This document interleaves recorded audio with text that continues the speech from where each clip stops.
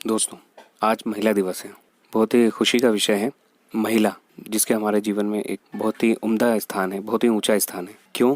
क्योंकि वो महिला हमारी माता है, वही महिला हमारी बहन भी है और वही महिला हमारी जीवन संगिनी भी बनती है। अर्थात महिला का स्थान हमारे जीवन में बहुत ही उच्च है।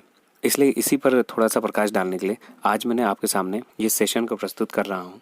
दोस्तों, इसकी शुरुआत मैं करूँगा संस्कृत के एक श्लोक से, जो कि मुझे बहुत ही अच्छा लगता है।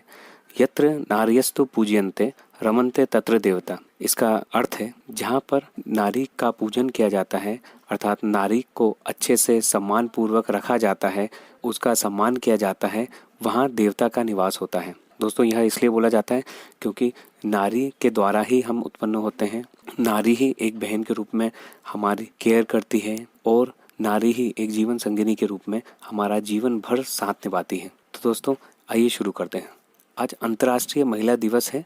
आज के दिन को हम इसलिए मनाते हैं क्योंकि महिलाओं के प्रति समाज में जो सम्मान नहीं दिया जा रहा था, इनको जो कि जेंडर इक्वालिटी नहीं थी, इनको समान रूप से अवसर प्रदान नहीं थे, इनके अधिकारों को कुचला गया था, इन्हों को दबाया गया था, इनका शोषण किया गया था और इनका हैरेसमेंट किया गया था। इन्हीं सबसे नारी को मुक्त करने के लिए अंतर्राष्ट्रीय महिला दिवस की स्थापना हुई और कई देशों में तो यह आधिकारिक छुट्टी के रूप में भी मनाया जाता है। और इसके बारे में मैं कुछ आपको तथ्य बताऊंगा कि ये कब शुरू हुआ था, कहाँ पे शुरू हुआ था और इसके बाद इसका उद्देश्य क्या है इसको शुरू करने का। 1910 के कोपरहेगन सम्मेलन में इसे अंतर्राष्ट्रीय दर्जा मिला। यह दिवस अमेरिका की सोशलिस्ट पार्टी के आह्वान पर 28 फरवरी 1909 को मनाया गया। फिर यह फरवरी के आखिरी इतवार को मनाया जाने लगा और फिर इसे अंतर्राष्ट्रीय मान्यता प्राप्त हुई।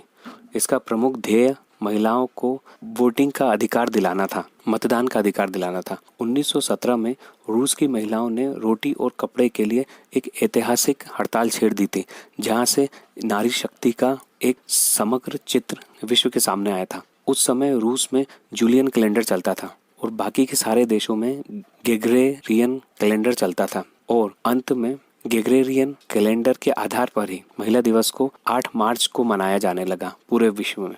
महिलाओं के विकास के लिए यूनाइटेड नेशंस ने भी कुछ थीम्स बनाई हैं, जिनके प्रमुख अंग मैं आपको बताता हूँ। 1996 में उन्होंने अपनी थीम बनाया, जिसमें कि महिलाओं के प्रति भविष्य की योजनाओं के क्रियान्वयन का एजेंडा रखा गया। फिर 1998 में महिला एवं मानव अधिकार को तवज्जो दी गई। 1999 में महिलाओं के खिलाफ हिंसा से मुक्त विश्व की स्थापना करने का एजेंडा यूएन ने अपने सामने रखा। 2003 में लिंग समानता के ऊपर यूनाइटेड नेशंस का फोकस था। जो जेंडर इक्वालिटी अभी तक भी विश्व में नहीं आ पाई है, कुछ कारणों से, अलग अलग मान्यताओं के कारण, अलग अलग विश्व के अलग अलग देशों के कल्चर्स के कारण, उसको लिंग समानता करने का एजेंडा 2003 में यूएन ने चलाया। और फिर 2004 में महिला एवं HIV निदान की, महिलाओं के प्रति जो बीमारियां उनको फैल रही थी, HIV एड्स वगैरह हो रहे थे, उसके लिए एक बहुत ही बड़ा फंड देशों को दिया गया, उसके निदान के लिए, उसके दवाइयों के लिए इत्यादि। 2007 में यूएन की थीम थी महिलाओं और लड़कियों के खिलाफ हिंसा को खत्म करना। 2009 में महिलाओं को पुरुष के समान ही